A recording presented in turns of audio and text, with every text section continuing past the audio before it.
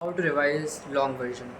देखो, revision is very essential for your preparation, because अगर तुम रिवाइज नहीं करते हो तुम्हारे पढ़ने का ज़्यादा फ़ायदा नहीं होता। बिकॉज अगर तुम चीज़ को बस एक बार पढ़ लोगे कहीं से एंड उसके बाद फिर रिवाइज नहीं करोगे, then you are gonna forget it obviously, because तुम इंसान you are human, so obviously you will remember a certain type amount of things for a certain amount of time. जैसे तुम्हारा जे खत्म होगा ना, then you will start forgetting things because you are not revising and they are not necessary for your survival, because जो हमारा brain है वो चीज़ें याद रखता है which is essential for us. इसलिए जो रेगुलर टेस्ट होते हैं वगैरह होते हैं, they are necessary for that reason only, क्योंकि तुम्हें एक पर्पज़ मिलता है लाइफ के अंदर कि तुम्हें ये चीज़ क्यों याद रखनी है, क्यों करनी है, समझ रहे हो। तो इसलिए रिविजन इज़ इंपॉर्टेंट, जिससे कि तुम्हें चीज़ रिटेन रहे।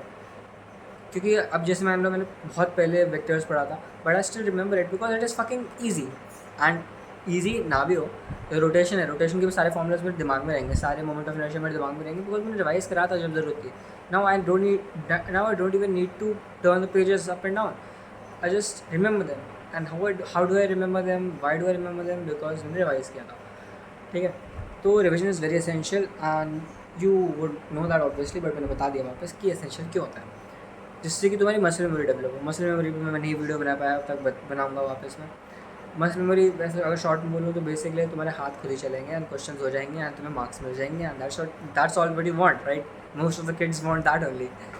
ओके, सो ऐसा सीन है।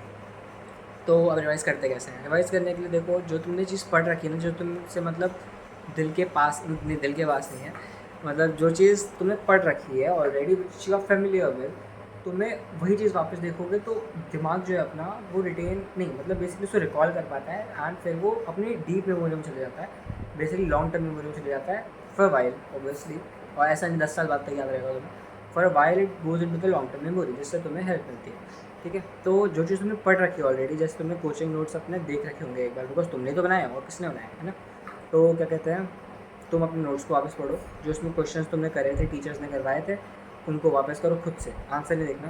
ठीक है, एंड खुद से करने के बाद what you can do is you can do your coaching वाले क्वेश्चंस, मतलब जो अक्सर मॉड्यूल वगैरह मिलती है, बट आई वुड से कि अगर तुमने अच्छे से चैप्टर को कंप्लीट कर लिया ना और तुमने अपने क्लास रजिस्ट्रेशन वापस कर लिए, रिवाइज कर लिया, मतलब रीड करने वाला पार्ट, तो फिर then you can just go on to the PYQs and उसके बाद तुम मॉडल करो। उससे क्या रहेगा, तुम्हें एकदम पूरे अंदर से श्योरिटी रहेगी कि भाई मैंने PYQs कर लिए हैं, अगर एग्ज़ाम में क्वेश्चन आता पिछले साल, 5 साल पहले, 3 साल पहले, तो मैं करके आता है वाला क्वेश्चन, तुम्हें वो श्योरिटी मिल जाती है, तुम्हारे कॉन्फिडेंस मिलता है तुम्हें। And confidence is very essential for your paper. अगर तुम कॉन्फिडेंस नहीं है तुम्हें खुद पे, तो तुम्हें सारी दुनिया की नॉलेज होगी बट तुम पेपर में आउटपुट नहीं दे पाओगे। सो कॉन्फिडेंस के लिए तुम्हें चाहिए revision and practice. So good luck for your J journey. मेरी तो खत्म हो गई।